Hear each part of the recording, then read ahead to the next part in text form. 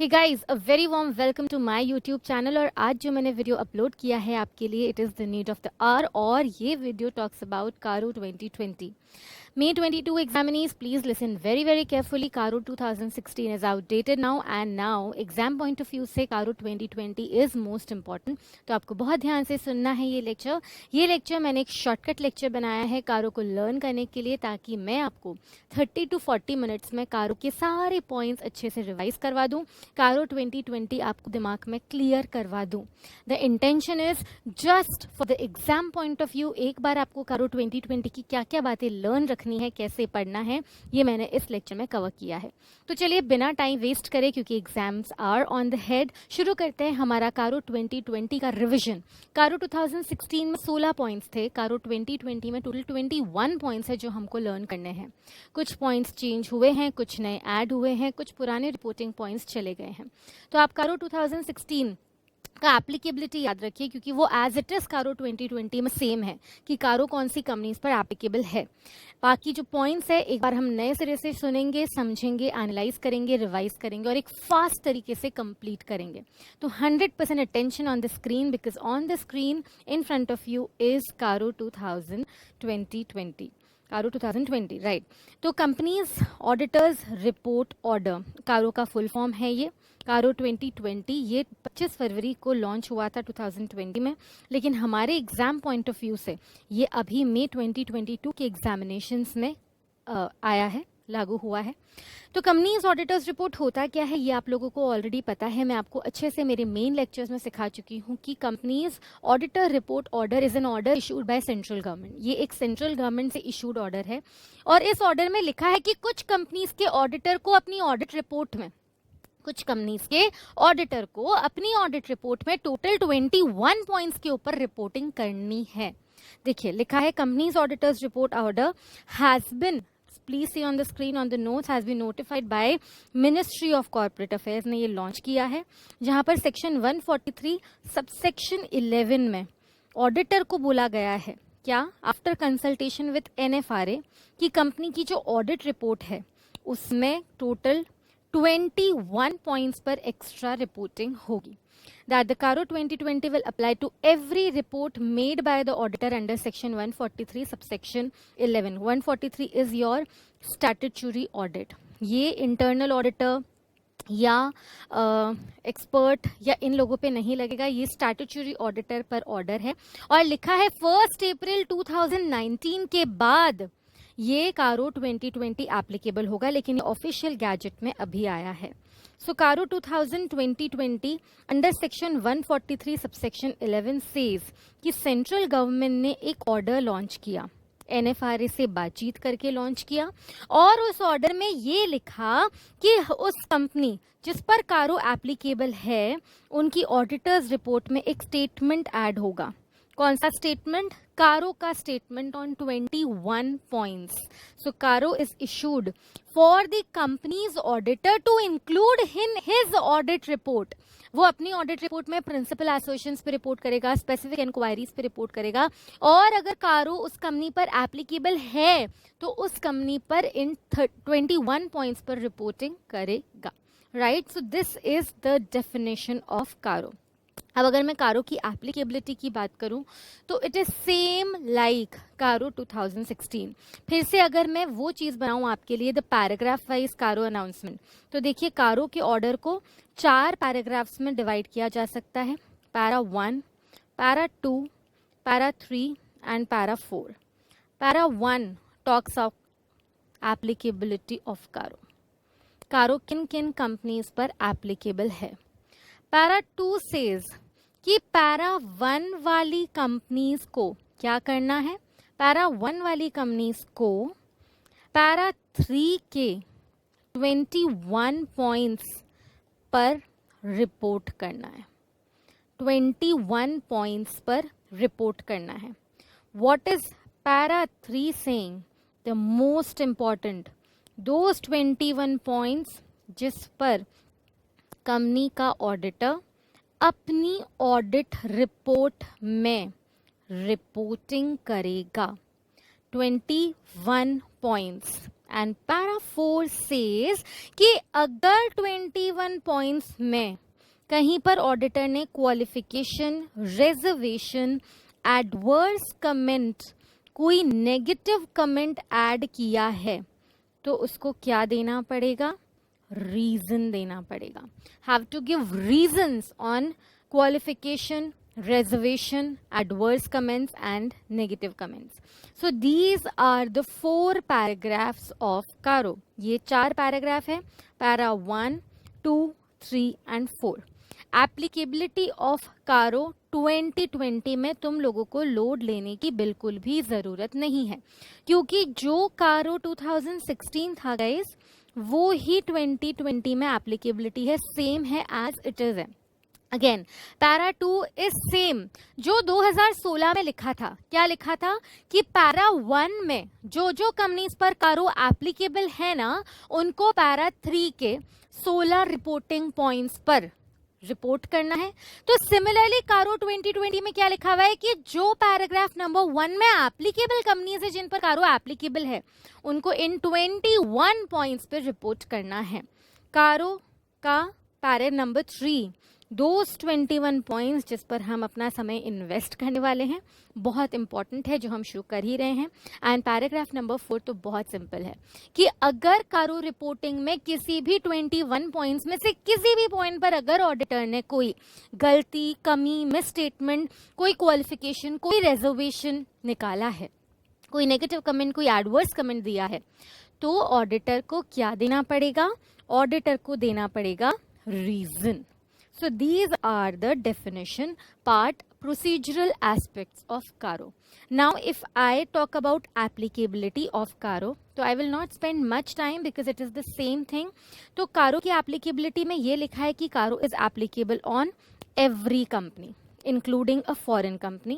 लेकिन इसमें एक word attach कर दिया except. Caro सभी companies पर applicable है except मैंने आपको सिखाया था बिपाशा बसु वाला Bips.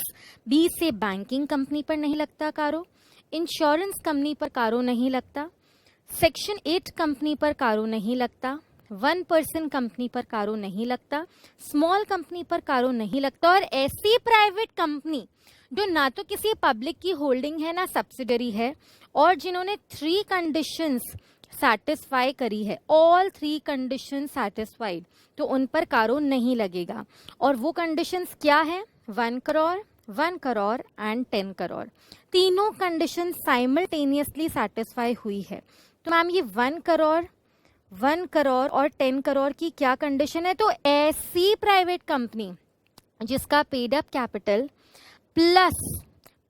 Capital plus reserves and surplus अगर 1 करोड़ से ज्यादा नहीं है, अगर 1 करोड़ से ज्यादा नहीं है, या ऐसी कंपनी जिसकी आउटस्टैंडिंग बोरोइंग्स 1 करोड़ से ज्यादा नहीं है फ्रॉम बैंक्स, फाइनेंशियल इंस्टीट्यूशंस, या ऐसी प्राइवेट कंपनी जिसका turnover from continuing and discontinuing operations 10 crore से ज्यादा नहीं है, तो CARO is not applicable.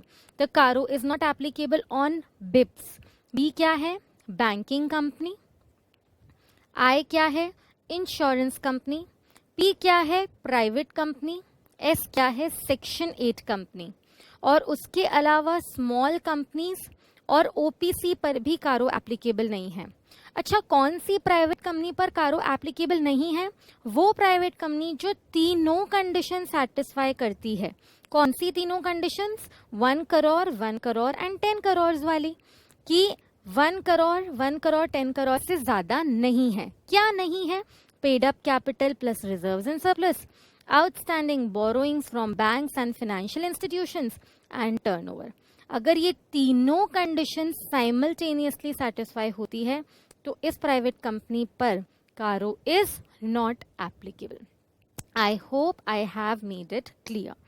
Right, so this is all about the applicability of Caro, which was same as Caro 2016. Now if we are talking about paragraph number 2, तो लिखा है auditors report. ये देखिए, टू कंटेन मैटर्स कि auditor report जो बनेगी ना, जिन companies पर कारो एप्लीकेबल है, ये ऊपर वाली कंपनीज पर जिनके ऊपर कारो एप्लीकेबल है, उन कंपनीज की ऑडिट रिपोर्ट में कंपनी का ऑडिटर पैराग्राफ नंबर 3 और 4 के पॉइंट्स पे रिपोर्ट करेगा।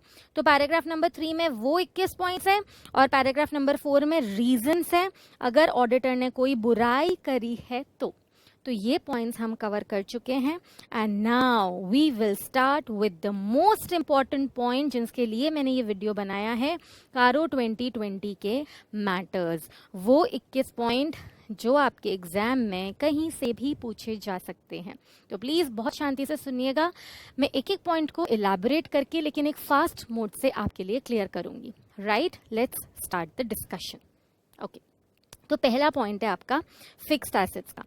तो टोटल 21 पॉइंट्स है जिसपे फिक्स्ड एसेट्स का आपका पहला पॉइंट है। मैंने इसका नाम भी, जो इसका टॉपिक है, जो हेडिंग है वो भी दी है। वैसे कारो के मेन ऑर्डर में हेडिंग्स नहीं लिखी हुई है, बट इससे एक चीज क्लियर हो जाती है गाइस कि पहला पॉइंट है फिक्स्ड एसेट्स। फिक्स्ड एसेट्स पर रिपोर्टिंग करनी है हमको, राइट? ये हमारे लर्निंग स्टफ के लिए है।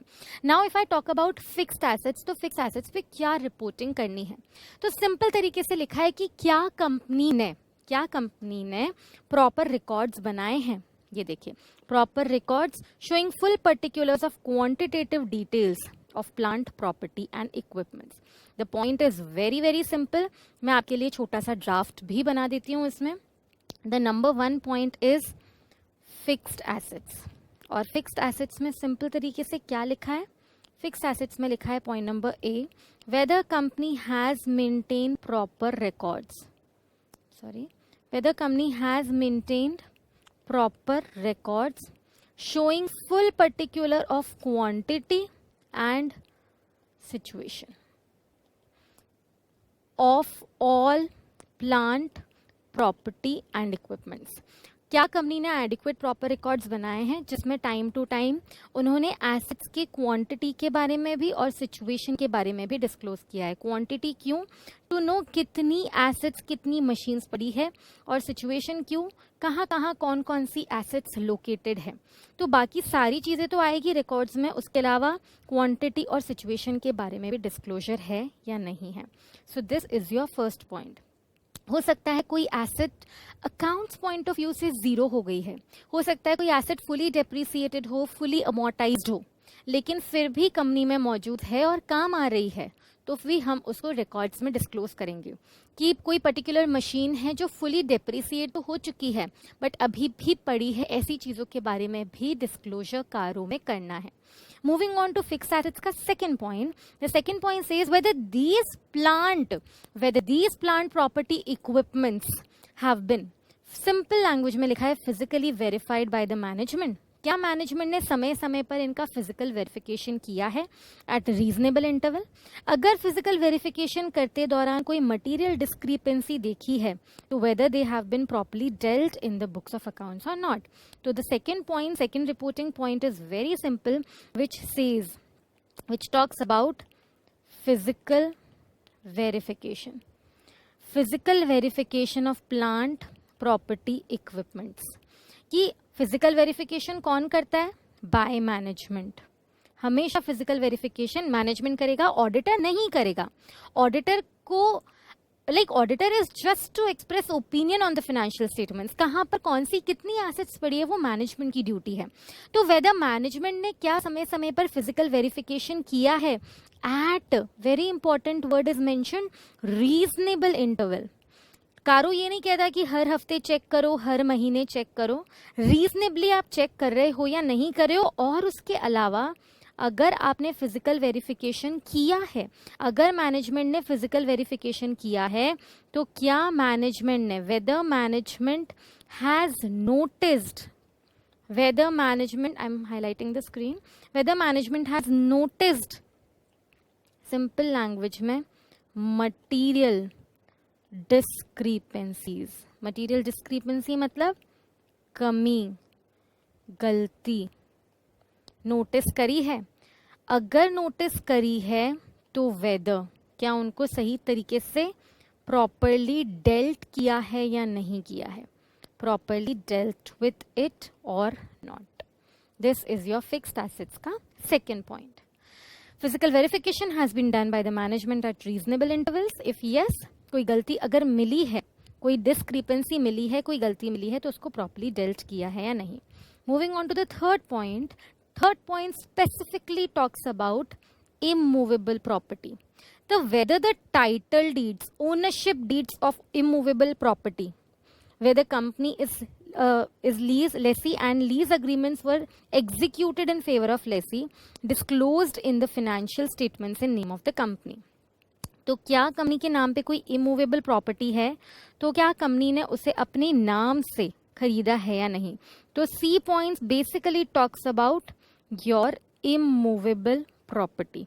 तो जो भी इमूवेबल प्रॉपर्टी है जो कंपनी के खुद के नाम की है, it talks about immovable property की जो टाइटल डीड्स है. Guys, what do you mean by title deeds?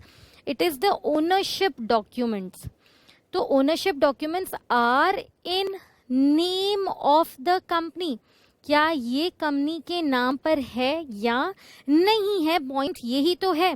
हो सकता है यस, कंपनी ऑफ कोर्स खुद के नाम से, हम पढ़ते हैं लॉ में कि कंपनी अपने नाम से प्रॉपर्टी होल्ड करती है. तो अगर ये ऐसा कुछ है, अरे नेम ऑफ कंपनी, यस, अब तो कोई प्रॉब्लम ही नहीं है. लेकिन अगर ऐसा नहीं है तो इस बात का क्या किया जाना चाहिए?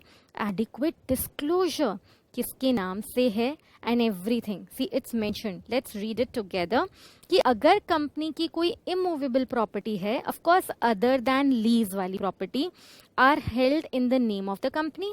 इफ नॉट, अगर नहीं, कंपनी के नाम पे नहीं है, तो बताओ कौन सी प्रॉपर्टी नहीं है, उसकी वैल्यू क्या है, किसके नाम से है, प्रमोटर के नाम से है, डायरेक्टर के नाम से है, कितने सालों से होल्डेड है, क्यों ये कंपनी के नाम पर नहीं है. ये सारी चीजें हम सी पॉइंट में डिस्क्लोज करेंगे. Now, if we talk about fixed assets का D point. D point says whether the company has revalued. The point talks about revaluation of plant property, equipments or intangible assets or both. If so, whether revaluation is based on the valuation by registered valuer. Specify the amount of changes 10% or more in aggregate of the net carrying value. Very, very interesting point. And this points in this flow chart talks about D point क्या कहता है?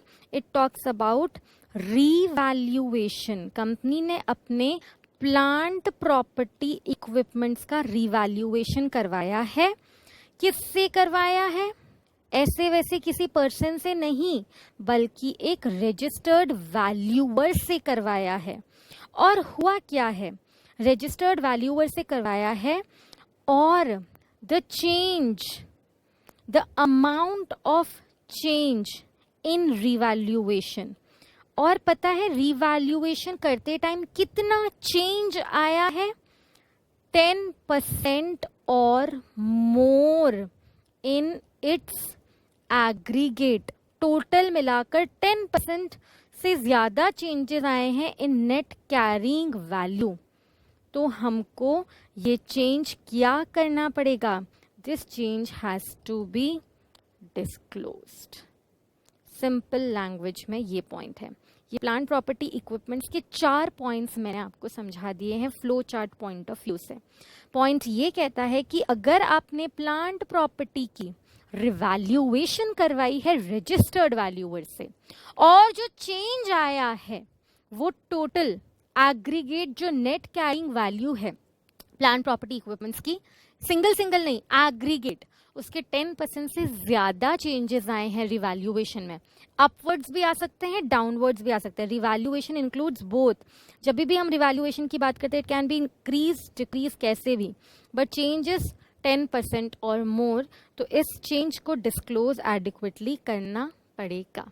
This is your D point, and the last reporting point of plant property equipments fixed assets is whether, very interesting and newly added point, benami transactions इसमें discuss करेंगे हम, where any proceedings have been initiated, कोई case चल रहा है company पर, initiated या pending against company for holding any benami property, which is benami transactions prohibition act में listed.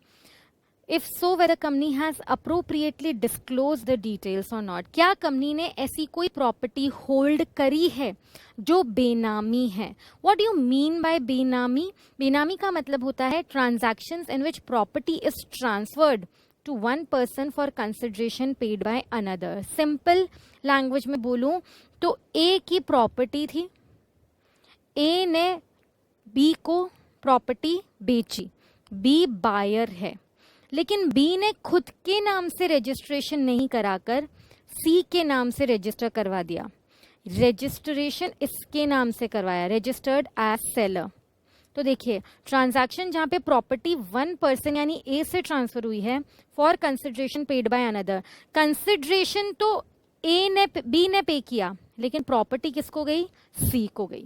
सो दीज आर बेनामी ट्रांजैक्शंस, जो वैसे तो अलाउड नहीं है, लेकिन आपको परमिशन लेनी पड़ती है अगर आपको ऐसे ट्रांजैक्शंस करने हैं तो।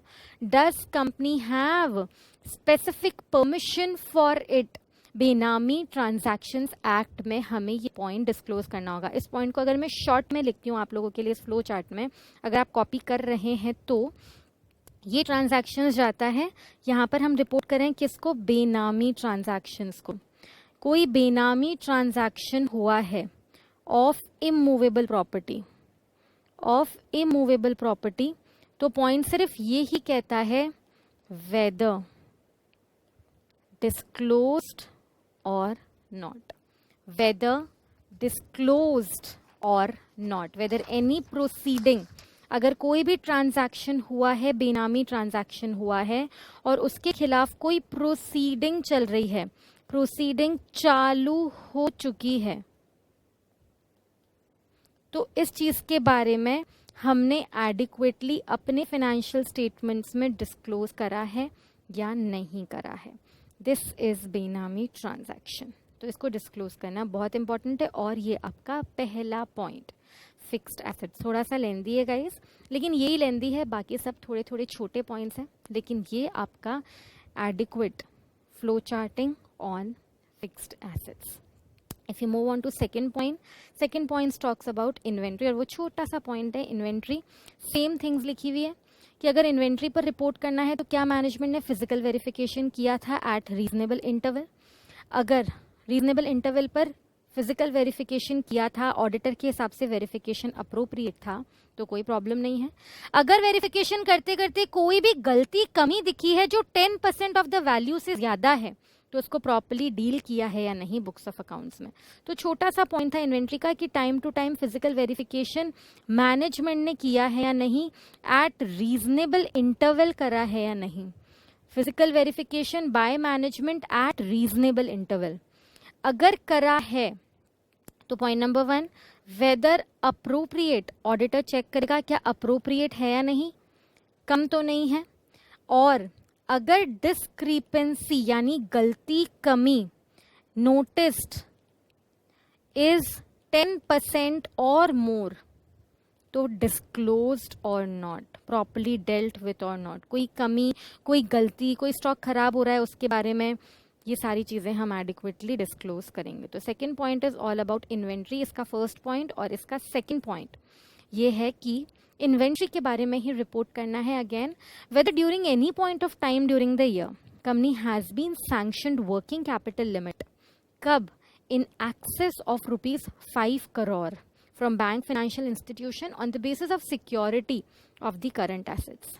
तो whether quarterly returns have been filed by the company to bank and financial institutions are in agreement with the books of accounts or not। तो सिंपल लैंग्वेज में लिखा है कि अगर इन्वेंट्री या वर्किंग कैपिटल को हाइपोथिकेट कर कंपनी ने लोन लिया है, हाइपोथिकेट करके अगर कंपनी ने लोन लिया है of in excess of 5 crore, अगर हाइपोथिकेट किया है और लोन लिया है किससे? फ्रॉम बैंक और फाइनेंशियल इंस्टीट्यूशन, तो ये जो हाइपोथिकेशन के टाइम इन्वेंट्री और वर्किंग कैपिटल आप बता रहे हो, क्वार्टरली रिटर्न्स जो बैंक को दे रहे हो, क्या ये quarterly returns books of accounts के हिसाब से है या नहीं है? आप बता रहे हो कि गोडाउन में, आप बैंक को बता रहे हैं कि गोडाउन में सपोज फॉर एग्जाम्पल 10 करोड़ का स्टॉक पड़ा है, लेकिन बुक्स ऑफ अकाउंट्स में आपने ये डिस्क्लोजर 8 करोड़ में ही करा हुआ है, तो दिस इज अ मिसमैच। तो आपने जितनी प्रॉपर्टी गिरवी, जितना वर्किंग कैपिटल गिरवी रखा है, हाइपोथिकेशन में डाला है, क्या आपने एडिक्वेटली बुक्स ऑफ अकाउंट्स में उतना शो करा है या नहीं किया है? This is all about your second point. So second point guys talked about what?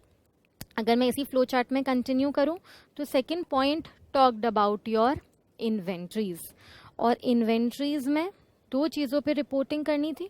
एक तो point number A, physical verification वाला point, whether done by management appropriately और नॉट, और उसमें 10% से ज़्यादा गलतियां हैं तो उसको प्रॉपरली डील किया है या नहीं किया है। And second point talked about कि अगर आपने वर्किंग कैपिटल सीसी लोन लिया है, वर्किंग कैपिटल को हाइपोथिकेट करा है बैंक के पास, बैंक या फिनेंशियल इंस्टीट्यूशन के पास, और उसके ऊपर लोन लिया है ऑफ मोर देन 5 करोड़, तो जो डिस्क्लोजर है क्वार्टरली रिटर्न्स में जो आप बैंक को कर रहे हो, क्वार्टरली रिटर्न्स में बराबर बुक्स ऑफ अकाउंट्स के हिसाब से डिस्क्लोजर है या नहीं है, ये पॉइंट है।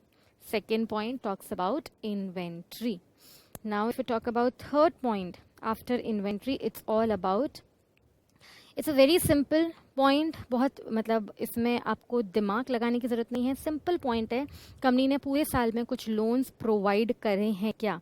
कंपनी ने पूरे साल में अगर कोई लोन्स प्रोवाइड करे हैं तो कुछ डिस्क्लोजर रिक्वायरमेंट है। Whether during the year company has made investments, या कंपनी हैज गिवन गारंटी या सिक्योरिटी या granted loans advances, secured unsecured, किसको? Very very important, two companies, firms, LLPs। अगर कंपनी फर्म LLP में से किसी को लोन दिए हैं तो इफ सो, तो इसमें पॉइंट नंबर 1 क्या रिपोर्ट करना है? Whether during the year company has given loan, provided मतलब दिए हैं लोन, एडवांसेस, गारंटी, तो हमें क्या इंडिकेट करना है? एग्रीगेट अमाउंट, कितना अमाउंट आउटस्टैंडिंग है, right, to subsidiaries, joint ventures and associates, और कितना अमाउंट आउटस्टैंडिंग है to parties other than subsidiary, joint ventures and associate. So first point is very very simple. Now the third point talks about loans and advances. Loans and advances made by company. तो simple point क्या कहता है guys? It's very simple. ये देखिए, ए point में report करना है कि क्या कंपनी ने लोन सेग्रीगेट कर दिया, लोन किसको दिया है? Loan given to subsidiary companies, associate companies, joint ventures. Next is loan given to other than subsidiary companies, associate companies और जॉइंट वेंचर्स। अंडरस्टूड? तो डिस्क्लोज क्या करना है? अगेन दोनों केसेस में एक ही बात डिस्क्लोज करनी है, aggregate outstanding amount during the year. चाहे कंपनी ने अपने रिलेटेड पार्टीज को या अदर देन रिलेटेड पार्टीज को लोन दिया है, disclose the aggregate amount. So this is the A point. Now the B point, whether investments made, security given, उसकी जो terms and conditions है are not prejudicial to the interest of the company. Company ने जिस basis पर, अगर loan secured है guys, second point, अगर company ने पार्टी को सिक्योर्ड लोन दिया है, what is secured loan?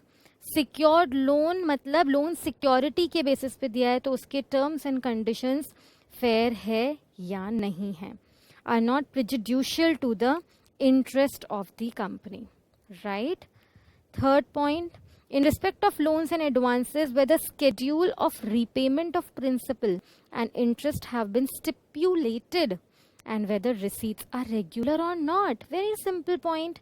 C point कहता है कि अगर कंपनी ने लोन दिया है, लोन दिया किसको? पार्टी को, तो उसका repayment of principal plus interest का शेड्यूल, उसका रीपेमेंट का schedule of principal plus interest properly stipulated है या नहीं है, प्रॉपरली स्टिप्यूलेटेड है या नहीं है। अगर कंपनी ने पार्टी को लोन दिया है तो भाई रीपेमेंट का जरिया भी तो बताया होगा कि आपको इतने टाइम बाद प्रिंसिपल देना है, हर महीने इतना इंटरेस्ट देना है। तो रीपेमेंट की टर्म्स एंड कंडीशंस फेयर है या नहीं, प्रॉपरली स्टिप्यूलेटेड है या नहीं, एंड उसके हिसाब से रीपेमेंट इज रेगुलर और नॉट, रेगुलर है या नहीं है। अगर नहीं है तो आ जाता है आपका डी पॉइंट। अगर रिसीट्स रेगुलर नहीं है, ओवरड्यू अमाउंट है, तो स्टेट करो कितना ओवरड्यू अमाउंट है। क्या ओवरड्यू हो चुके 90 दिन से ज्यादा हो गए हैं? अगर हाँ, तो कंपनी ने इसको वसूलने के लिए क्या रीजनेबल स्टेप्स उठाए हैं for recovery of the same. So your D point, what does it talk about? D point talks about if overdue amount, अगर overdue amount is of more than 90 days, पैसा इंटरेस्ट जो भी है वो due हो चुके 90 दिन से ज्यादा हो गए हैं, तो whether company has taken क्या रीजनेबल स्टेप्स, क्या कंपनी ने रीजनेबल स्टेप्स लिए हैं उसकी रिकवरी के लिए। This is your third point. क्या कंपनी ने adequate, sorry D point, reasonable steps लिए हैं for recovery of principal and interest. बात करती हूँ फिफ्थ पॉइंट की। तो fifth point is again simple, whether any loans advances granted which have fallen due during the year have been renewed, extended, fresh loans have been granted to settle overdues to same parties। तो आप note करिए उस बात को और उस amount को, aggregate amount of such dues which are renewed, extended, settled by fresh aggregate to the total loans, कि कितने लोन्स इस बार रीपे करने थे और कितने लोन्स के अगेंस्ट में फ्रेश रिन्यूअल लोन्स दिए हैं। The percentage of aggregate of such total loans and advances have to be specified and this is your E point. E point says, E point कहता है, क्या कहता है कि अगर loans and advances which fall due during the year, ऐसे loans and advances जिनका repayment इस साल हो जाना चाहिए था, कंपनी उनको सेटल करने के लिए company has given extension, company ने कुछ एक्सटेंशन दे दिया, कंपनी ने रिन्यू कर दिया उन लोन्स को, या न्यू लोन्स दे दिए उन लोन्स के अगेंस्ट में, अगेंस्ट एग्जिस्टिंग लोन्स जो ड्यू हो चुके थे और इस बार पैसा मिल जाना चाहिए था, और कंपनी ने उस चीज के लिए उन्हीं लोन्स को क्या कर दिया, या तो एक्सटेंड कर दिया या रिन्यू कर दिया, एक्सटेंड कर दिया या रिन्यू कर दिया, या उसके अगेंस्ट में नए लोन्स सैंक्शन कर दिए। तो ऐसी चीजों के बारे में भी क्या होगा, डिस्क्लोजर होगा। पहला पॉइंट, कंपनी ने लोन दिया तो सेग्रीगेट कर दो, रिलेटेड पार्टीज को है, अदर देन रिलेटेड पार्टीज को है। दूसरा पॉइंट, क्या कंपनी ने प्रॉपर रीपेमेंट शेड्यूल बताया था, क्या रिसीट्स रेगुलर है, क्या कंपनी ने जो सिक्योर्ड लोन दिया है टर्म्स एंड कंडीशंस फेयर है या नहीं है। उसके अलावा अगर रिसीट्स ओवरड्यू है, अगर पैसा नहीं आ रहा है, तो कंपनी ने रीजनेबल स्टेप्स क्या उठाए हैं रिकवरी के लिए, और वो लोन्स एंड एडवांसेस जो इस साल पैसा मिल जाना चाहिए था, चुका देने चाहिए थे लोगों को, तो कंपनी ने क्या किया है, उन्हीं लोन से पैसा लेने के लिए उसको नया लोन दे दिया कि ये लो पैसा और हमको दे दो। A fresh loan, a extended loan, a renewed loan have been given to same parties. तो ऐसे लोन्स के बारे में भी ऑडिटर लिखेगा। And the last point in context of loans and advances is whether company has granted any loans advances nature of either repayable on demand without specifying, guys listen very carefully, without specifying, क्या specify नहीं किया terms and conditions and period of repayment। तो ना company ने demand loans दे दिए हैं कि जब हम मांगे तब दे देना, और रीपेमेंट का कोई टर्म कंडीशन नहीं बताया है, तो ऐसे लोन्स के बारे में भी हम डिस्क्लोज करेंगे। Percentage thereof to the total loans granted, aggregate amount of loans granted to promoters related parties. तो कंपनी ने अगर, last point, if company has given loan repayable on demand. What do you mean by repayable on demand? जब मांगे तब देना है. Repayable on demand का मतलब क्या होता है? Not specifying. What is not specified? कि कब आपको रीपे करना है, टाइम या पीरियड या अमाउंट ऑफ रीपेमेंट. तो उस चीज के बारे में डिस्क्लोज करेंगे कि ऐसे कितने लोन्स हमारी रिलेटेड पार्टीज को दिए हैं, ऐसे कितने लोन्स एनी अदर पार्टी को दिए हैं. सो this is your disclosure about loans and advances. ये आपके कारो के पहले 3 पॉइंट्स. फिक्स्ड एसेट्स के बारे में डिस्कशन कर लिया हमने इन्वेंट्री के बारे में डिस्कशन कर लिया, और हमने loans and advances made by the company के बारे में भी डिस्कशन कर दिया. राइट? कितने लोन रिलेटेड पार्टीज को दिए हैं, अदर देन रिलेटेड पार्टीज को दिए हैं, सिक्योर्ड लोन्स के टर्म्स कंडीशंस फेयर है या नहीं है, रीपेमेंट प्रॉपर्ली स्टिप्यूलेटेड रेगुलर है या नहीं, 90 दिन से ज्यादा के लिए ड्यू है तो रीजनेबल स्टेप्स क्या उठाए हैं, क्या कंपनी ने जो इस बार पैसा मिल जाना चाहिए था उसको एक्सटेंड रिन्यू कर दिया तो क्या करना है, एंड कंपनी ने लोन रीपेबल ऑन डिमांड दिया है जिसका टाइम पीरियड अमाउंट फिक्स नहीं किया था. उन चीज़ों को हम डिस्क्लोज करेंगे. Now if I move on the fourth point is very simple. Company ने अपने रिलेटेड पार्टीज से, अगर कंपनी अपने रिलेटेड पार्टीज से ऐसे कॉन्ट्रैक्ट्स, कौन से? Loan guarantee investment security. Again repeating, loan guarantee investment security related party से एंटर हुई है तो हमें कारो में डिस्क्लोज करना है whether section 185, section 186 complied or not. Simple. 185, 186 complied with or not. अगर कंप्लाई कर दिया ओके, अगर कंप्लाई नहीं किया डिस्क्लोज करो. Ma'am what is 185, 186?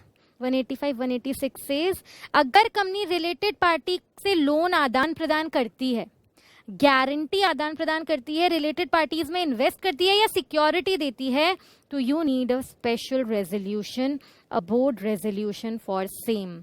तो ऑडिटर चेक करेगा ये करने के लिए क्या बोर्ड और स्पेशल रेजोल्यूशन हमने लिया है या नहीं लिया है. So this is your fourth point, the loans guarantee investment security as per section 185, 186. Right? And the fifth point of the thing says, it talks about public deposits. It is the same point जो हमारा point था किसका? कारो 2016 का point. कारो 2016 में जो अपने सीखा था पब्लिक डिपॉजिट्स के ऊपर, उसी पर रिपोर्टिंग है. तो पब्लिक डिपॉजिट्स पर हमने क्या सीखा था? कारो 2016 वाला ही सेम एज इट इज है. If I make a flow chart for you guys for कारो 2016, listen very very carefully. Let me arrange and highlight the screen. Okay, तो ये पॉइंट पता है क्या कहता है? पब्लिक डिपॉजिट्स पर, पब्लिक डिपॉजिट्स, तो weather company, simple, weather company has taken public deposits. क्या कंपनी ने पूरे साल में पब्लिक डिपॉजिट्स टेकन भी लिख सकते हैं वर्ड, और वर्ड क्या लिख सकते हैं? एक्सेप्टेड भी लिख सकते हैं. Whether company has accepted public deposits during the year. अगर हाँ, अगर पब्लिक डिपॉजिट्स एक्सेप्ट करे हैं तो वेदर आरबीआई डायरेक्टिव्स हमने फॉलो करे हैं या नहीं करे हैं, company law section 73 to 76 follow करा है या नहीं करा है, और company rules and regulations follow करे हैं या नहीं. अगर करे हैं तो ओके, अगर नहीं करे हैं तो कहाँ कहाँ क्या क्या ब्रीच किया है, नेचर ऑफ कॉन्ट्रावेंशंस.